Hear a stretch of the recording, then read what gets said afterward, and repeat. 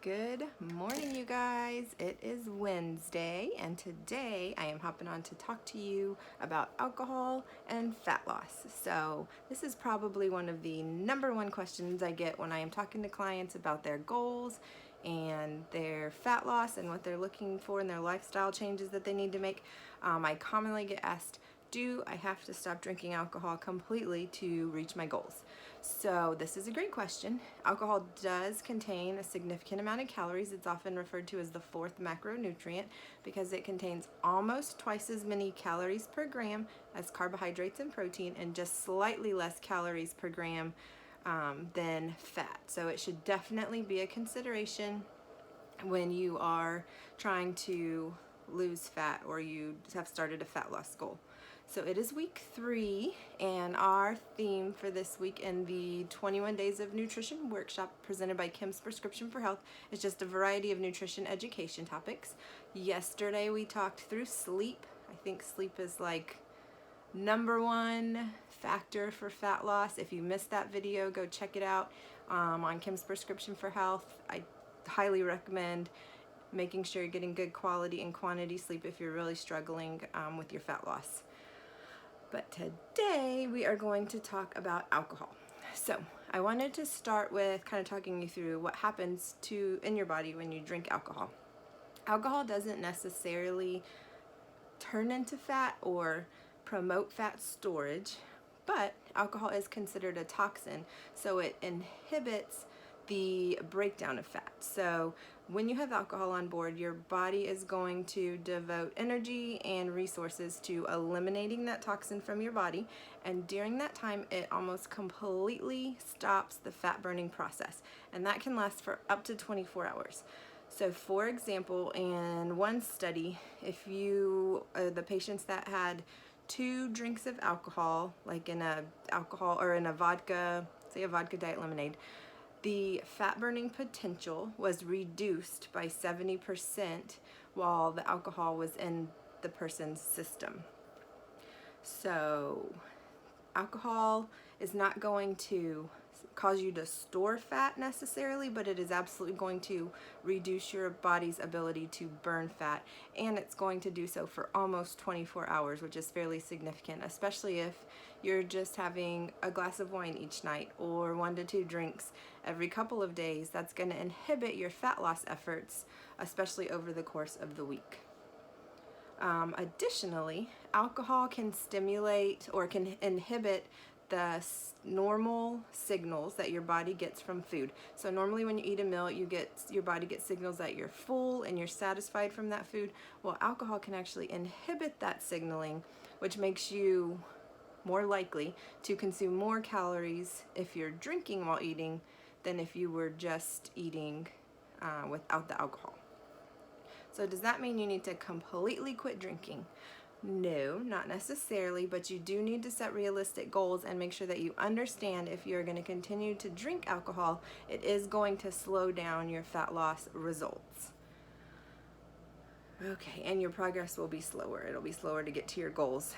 And honestly, I think it's a great idea to set short-term goals and to take a break or reduce the amount of alcohol in your diet, especially if this is something like I said, 1 beer a night, a glass of wine a night, a couple more on the weekends. There are so many health benefits to just reducing or eliminating the amount of alcohol, even to the recommended intake of 1 drink per day for women or 2 drinks per day for men, which is the recommendation by the Academy of Nutrition and Dietetics. But same thing, as long as there's alcohol on board, your body is going to significantly decrease the amount of fat that it's burning.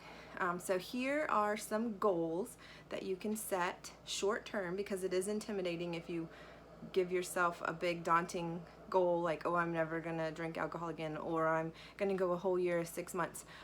That's intimidating, and you're probably going to set yourself up for failure. So set some small realistic goals. So for example, you could say, I'm not going to drink for 2 weeks.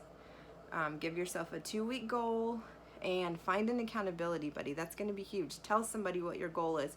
Tell somebody that you know will hold you accountable to that goal, which is going to make it more likely for you to stick with it. Another thing, or another small goal, short-term goal that you could set while you're focusing on your fat loss goals, is to say, okay, from Sunday to Friday, I'm not going to drink, and then I will fit 1 to 2 drinks into my macros or to my goals for the day on Saturday. And I have a lot of clients that do this in the Fast Way to Fat Loss program. They didn't want to completely give up their alcohol while they were on their fat loss journey. But they decided, instead of treats, so on Saturdays I talk about we do leg day and have a treat. The treat doesn't necessarily have to be food, so some of my clients like to have their glass of wine or 2 glasses of wine or a beer or a mixed drink on Saturdays, fit it into their goals because it does have a significant amount of calories, and then they're still seeing the fat burning benefits the rest of the week, and they're still seeing the muscle building benefits from the rest of the week. So they're still seeing results overall, and then they're still enjoying that 1 to 2 glasses of wine on their treat day Saturday. So if even setting a short-term goal sounds like a no-go to you, you're already thinking there's no way, I don't want to stop drinking at all, then I want you to just take a step back and kind of reevaluate what your goals are and really what your why is for starting this fat loss journey. So one of the biggest things that I tell my clients is your why has to be bigger than your excuses, or you're just going to fall back into old habits and old routines. So for example, if your why is that you want to be healthy, you want to have the energy to run around with your kids, you want to make sure that you're there for their graduation, or you're there for their wedding, or you want to be there for your grandkids and have the energy and you want to feel good, then reducing or eliminating the amount of alcohol you take in is going to fit perfectly. It aligns perfectly with those goals. It'll help you reach those goals. It'll improve your overall health. So that is a great motivator and a great why, or a great goal. On the other hand, if your why is just to look better in your clothes or to lose a little bit of weight, that's not going to stick very long. That might be your motivation because you don't like the way that you looked in a certain picture, or your clothes felt a little tight, but that's only going to last you so long, and then you're going to fall right back into old habits.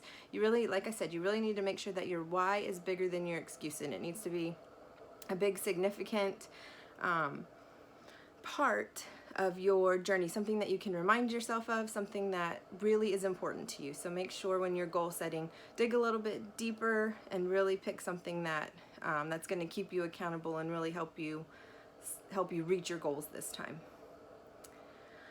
Okay, so lastly, no matter how you choose to either no alcohol or alcohol just every now and then, because it is so calorie dense, you have to make sure you're tracking it. Make sure it fits into your goals. Don't add it extra. And I mean, every now and then you're going to go to a party, or you're going to celebrate a birthday, you're going to do something, and your goals are going out the window, and I am completely supportive of that. I always say memories over macros. So holidays, birthdays, things like that, every now and then just kind of let it go and you just enjoy yourself. But for the most part, if this is going to be something that you're doing every couple of days or once a week, it is very important, if you want to hit your goals, to make sure you're including it into your goals for the day, because it does contribute a fairly significant of empty calories that need to be accounted for. So I mentioned earlier there are additional health benefits to reducing or even going alcohol free. There's actually something called a 30-day dry challenge that I found on the internet, and some of the benefits to the dry challenge: number one, you can save money. We all know how expensive alcohol is, whether you're out at a bar or you're drinking at home or you're at a restaurant. It can add up quickly. Number two, we just talked all about how alcohol, or reducing and eliminating alcohol, can help you reach your fat loss goals. It can improve your sleep quality and quantity. If you missed my video about sleep yesterday, seriously, number one factor for fat loss. I am so confident that if you get your sleep right, it will absolutely get your results moving again. So check out that video if you missed it. But alcohol can absolutely disrupt your sleep. So if you want better, improved sleep quality and quantity, that a break from alcohol will definitely help. It can help you stay healthier because decreasing or eliminating alcohol boosts your immune system. Alcohol can actually inhibit your immune system, so taking a break will give you that boost again. And then it can have some effects on fertility in both men and women, so keep that in mind. Whatever it is, set your goals, reach out, let me help you reach them, and let's get you started on your healthier lifestyle. All right, you guys have a great day.